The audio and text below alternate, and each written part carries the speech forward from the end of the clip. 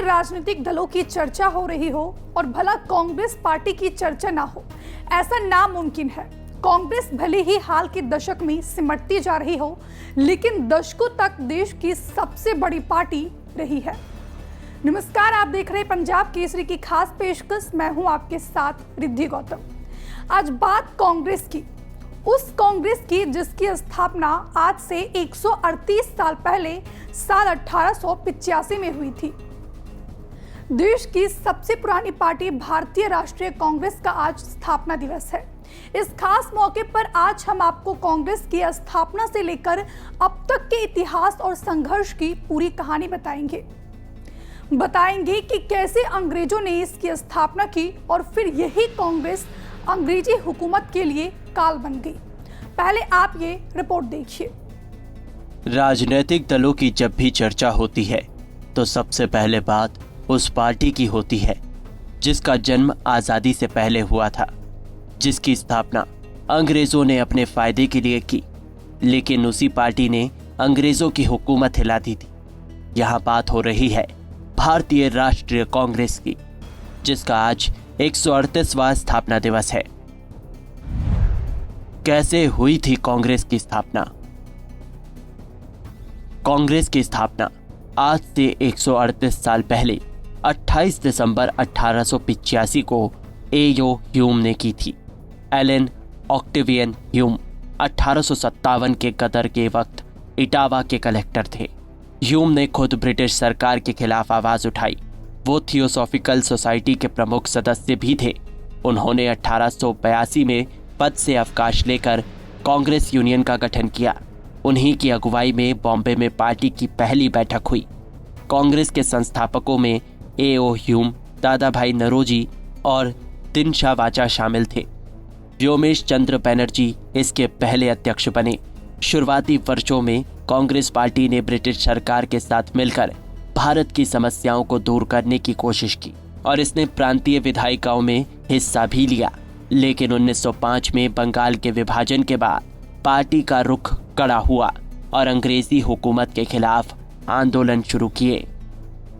हालांकि कांग्रेस की स्थापना जिस वक्त हुई उस समय भारत में ब्रिटिश हुकूमत का राज था, तो ऐसे में सवाल ये उठता है कि कांग्रेस की स्थापना के पीछे अंग्रेजों का मकसद क्या था?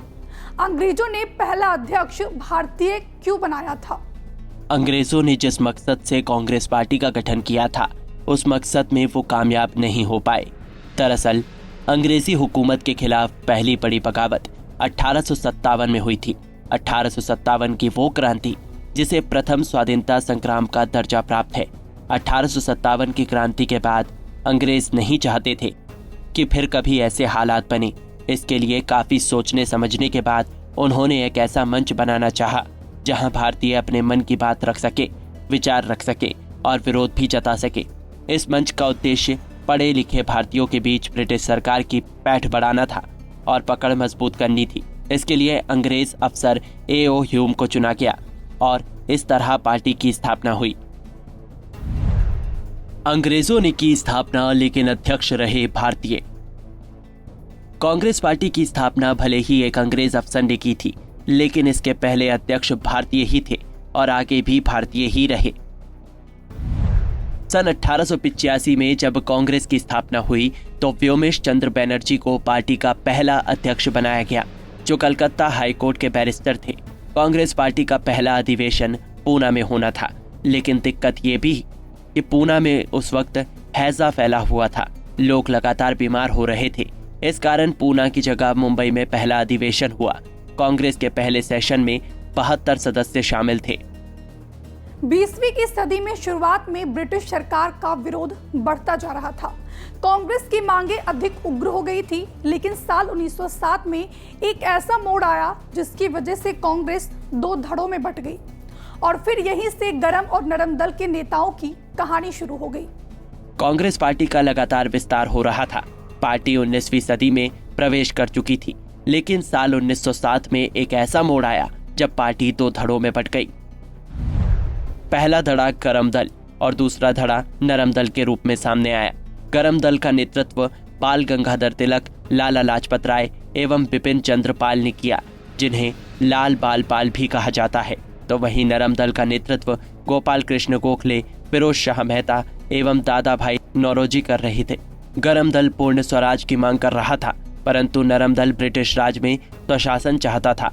हालांकि प्रथम विश्व युद्ध के छिड़ने के बाद सन 1916 की लखनऊ बैठक में दोनों दल फिर एक हो गए और होम रूल आंदोलन की शुरुआत हुई, जिसके तहत ब्रिटिश राज में भारत के लिए अधिराजकीय पद की मांग की गई। ठीक इसके जद में खिलाफत आंदोलन भी शुरू हुआ, जिसमें हिंदू मुस्लिम एकता का प्रतीक माना गया। जब पार्टी में हुई गांधी जी की एंट्री। साल 1915 में महात्मा गांधी साउथ अफ्रीका से भारत लौटे थे। 1919 में गांधी जी ने असहयोग आंदोलन के जरिए राजनीति में कदम रख दिया। इसके बाद तो कांग्रेस पार्टी का मतलब ही महात्मा गांधी हो गया।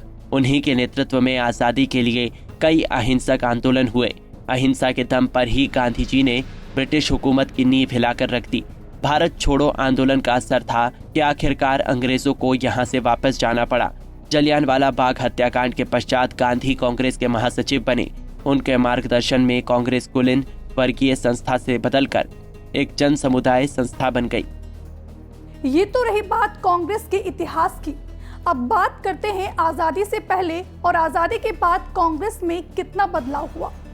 आखिर देश की सबसे पुरानी पार्टी का अस्तित्व कैसे खत्म होता चला गया और आज कांग्रेस पार्टी अपनी जमीन बचाने में जुटी हुई है।